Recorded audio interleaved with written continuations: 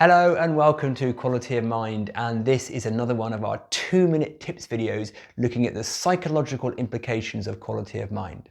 And this video is all about being present, being in the now, and the power of what we would call the space before thought.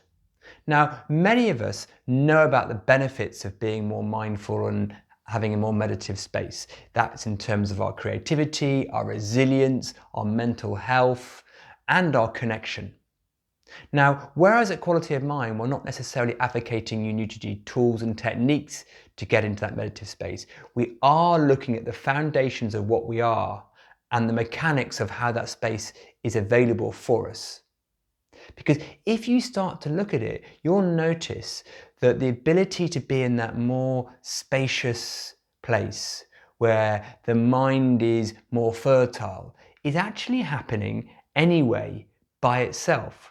Just look at little kids, they're always able to do that. So how come we can't do that in the middle of a busy meeting or when we're feeling stressed or anxious or pressured by a deadline? Well, it's because our mind becomes too active. It becomes too self-identified with the content of what we're thinking, sensing, and perceiving. And when we don't do that, the mind is more spacious. Now, let's not confuse having that spacious mind with just being quiet or silent. Just because we're not saying anything on the outside doesn't mean we haven't got a busy mind on the inside. So it's quite a hard thing to reverse engineer being present.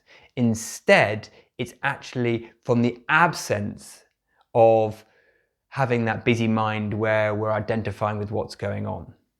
And you can start to play with this. So this is today's tip, is start to explore how that mind can go quiet and spacious just by itself. And it'll be doing this maybe during your day when you're just chatting to friends. There'll be thoughts coming through the mind, but you're not attaching yourself to them. Or maybe when you go for a run or a walk or doing one of your favorite hobbies. There are thoughts, but they're not sticking to the mind.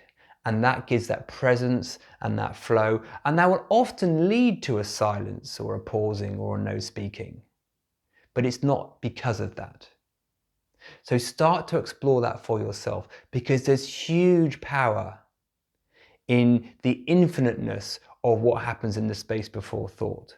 Because remember, any thought or perception is already the mind gone finite.